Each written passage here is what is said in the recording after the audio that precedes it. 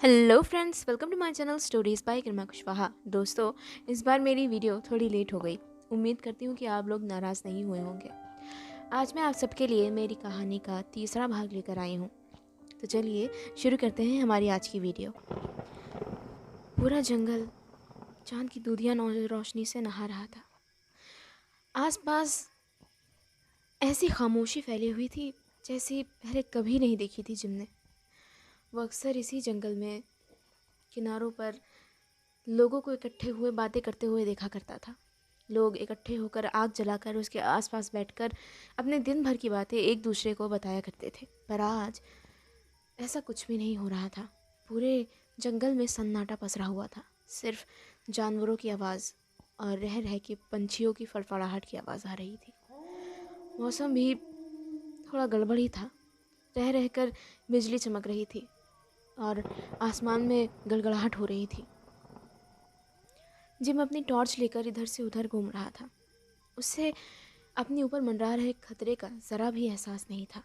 वो इन सब बातों को झूठ ही समझता था और उसे इस बात का पूरा यकीन था कि जंगल में फैली इस कहानी के पीछे भी ज़रूर किसी इंसान का ही हाथ होगा।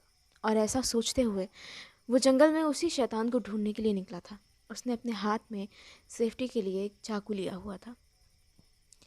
वो हर जगह उसे ढूंढ चुका था पर उसे वो कहीं नज़र नहीं आ रहा था। तभी अचानक उसे जंगल के बीच के इलाके से एक जानवर की ज़ोरदार हुर्राहट सुनाई पड़ी और उस आवाज़ से डरकर सभी पंछी उड़कर अपने बसेरों से दूसरी जगह पर चले गए। रह रहकर बाकी जानवरों ने भी चिल्लाना शुरू कर दिया और ये बात इस बात की सूचना दे रही थी कि आसपास कोई खूंखार और डरावना जानवर है जो कि ज़रूर किसी भी वक्त हमला कर सकता है। जिम इन सब चीज़ों को नज़रअंदाज करता जा रहा था। हालांकि मन ही मन वो थोड़ा घबरा भी रहा था। वो ये सोच रहा था कि अगर वो चीज़ उसके सामने पड़ी तो वो क्या करेगा। अगर उसने उस पर हमला किया तो वो क्या करेगा। और अगर कहीं वो चीज़ सच में कोई भयानक जीव हुई तब वो उसका सामना किस तरह करेगा। वो उसे ढूंढते ढूंढते अब गांव की नदी के पास आ चुका था। ये नदी तलहटी में बसी हुई थी। गांव की तलहटी में बसी हुई ये नदी बहुत साफ़ थी और इसमें चांद की परछाई साफ दिखाई दे रही थी और नदी के उस तरफ फैले हुए ऊंचे ऊंचे पहाड़ों की परछाई भी साफ नज़र आ रही थी। देखने में ये नज़ारा बहुत खूबसूरत था। तभी अचानक से जिम को अपने पीछे से ही जानवरों के चिल्लाने की बहुत ज़ोर की आवाज़ आई और जैसे ही वो पीछे मुड़ा उसने जंगलों के बीच किसी ऊंची सी परछाई को देखा। वो चीज़ इंसान जैसी तो बिल्कुल नहीं लग रही थी। उसकी ऊंचाई आम इंसानों से कहीं ज़्यादा लग रही थी और वो देखने में बहुत ही विशालकाय और रों से भरा हुआ दिख रहा था।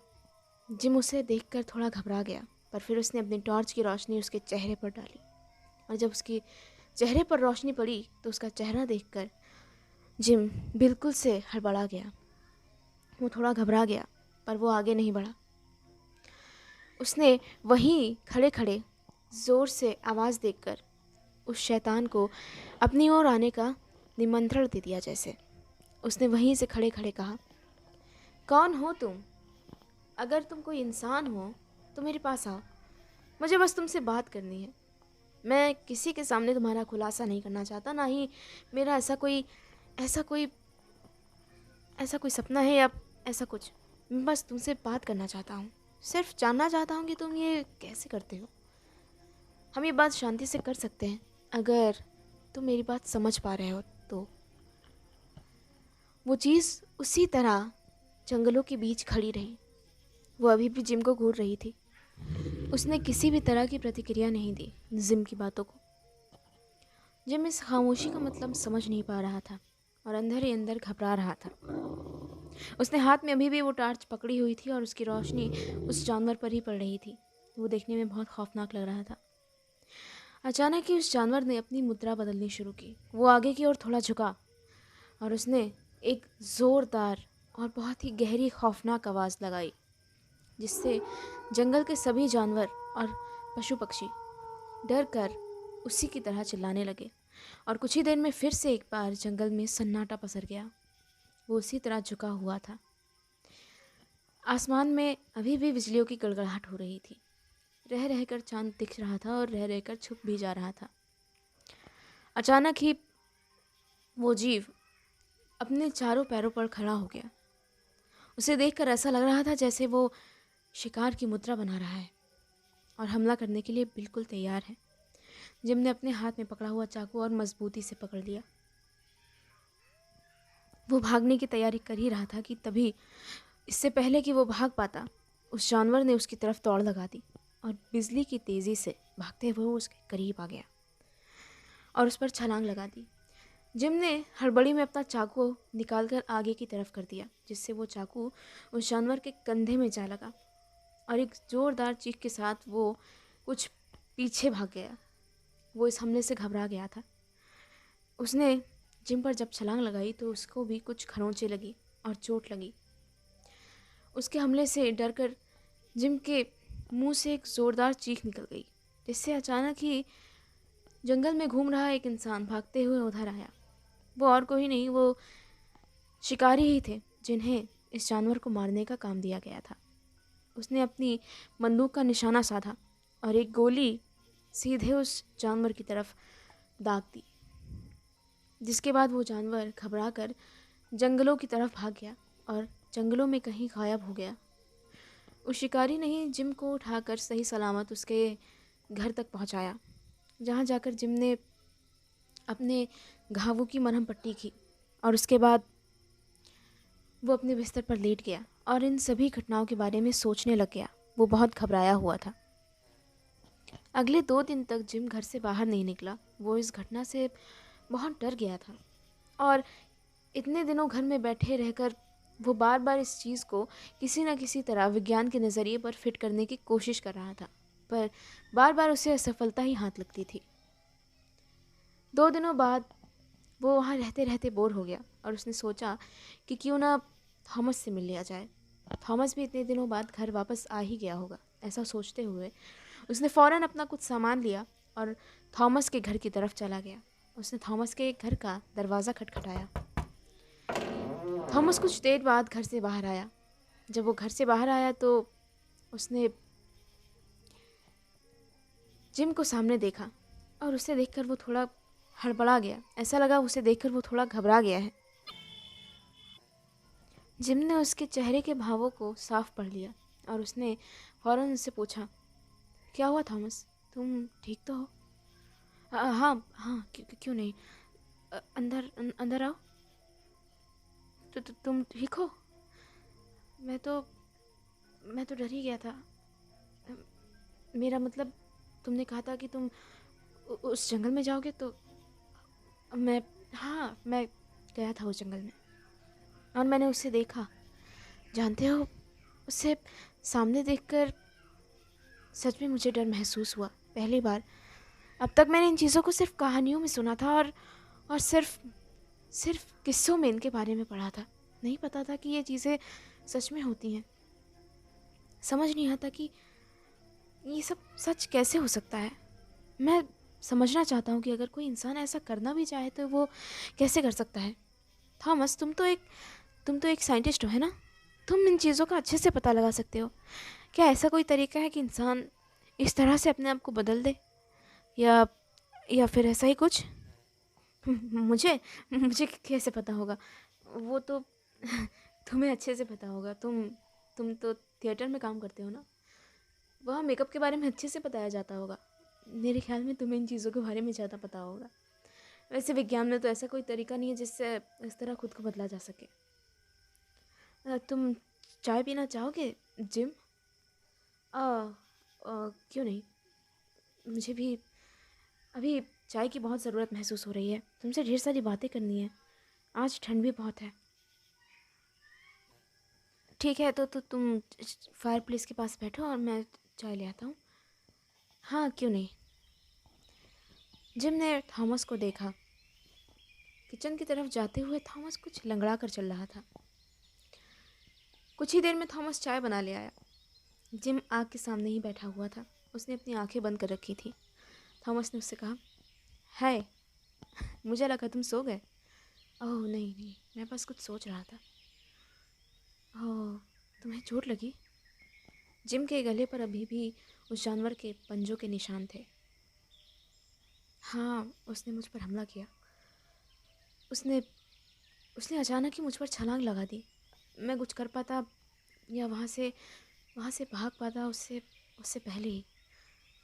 वो तो अच्छा हुआ कि मैंने अपनी सेफ्टी का इंतज़ाम किया था। हाँ, मुझे पता है। क्या? ओह हाँ, मुझे लगा ही था। मुझे पता था कि तुम इतने समझदार तो हुई। हाँ, और उसी वजह से शायद मेरी जान बच पाई। मेरे हाथ का वो चाकू, वो चांदी का चाकू, सच में उसे लगा। और वो कुछ देर के लिए मुझसे दूर हो गया। और इतनी देर में वो शिकारी आया जिसने मेरी जान बचाई। ये सब सच में किसी सपने जैसा लगता है थॉमस। लगता ही नहीं कि मैं इन सब चीज़ों से गुजरा हूँ। अब लगता है कि इन चीज़ों के बारे में और जानना चाहिए।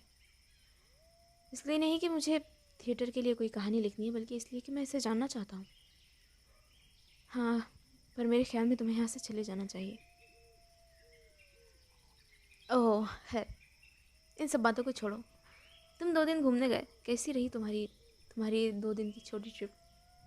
कहते हुए जिम ने थॉमस के कंधे पर प्यार से एक मुक्का जड़ा। इससे थॉमस को ज़ोर से दर्द हुआ और वो दर्द से कुछ चीख उठा। ये देखकर जिम ने फ़ौरन उससे पूछा, क्या हुआ? क्या क्या तुम्हें चोट लगी है?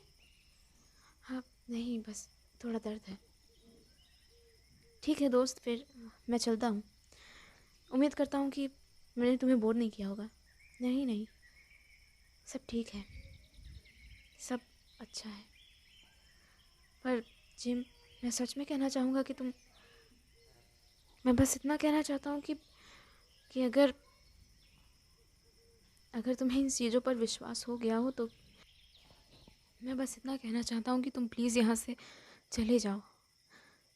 मैं नहीं चाहता कि तुम्हें कोई नुकसान पहुँचे या मैं एक अच्छे दोस्त को खो दूँ। तुम नहीं जानते कि ये कितना बुरा है। ये सब चीज़ें झेलना, अपनी आंखों के सामने देखना बहुत भारी काम होता है। इसलिए मैं तुमसे कह रहा हूँ, प्लीज़ तुम उस चीज़ के पीछे भागना छोड़ दो।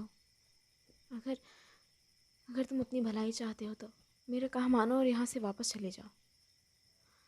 तुम शहर में रहे हो और वही जगह तुम्हारे लिए ठीक है। दोस्त, एक दोस्त होने के नाते मैं तुम्हें समझा रहा हूँ। तुम्हारी बातें बहुत अच्छी हैं थॉमस, तुम सच में बहुत अच्छे हो, पर मैं ऐसे यहाँ से जा नहीं सकता हूँ। आखिर तुमने मुझे दोस्त कहा है तो मैं तुम्हें यहाँ कैसे छोड़कर जा सकता हूँ? तुम्हारी भी तो फैमिली होगी। हाँ, है मेरी एक फैमिली। तुम्हें उनसे मिलने का मन करता होगा तो तुम शहर ही क्यों नहीं चले आते? नहीं आ सकता, कुछ ऐसी मजबूरी है कि मैं गांव से शहर नहीं जा सकता। पता नहीं कब तक मुझे यहाँ रखना होगा।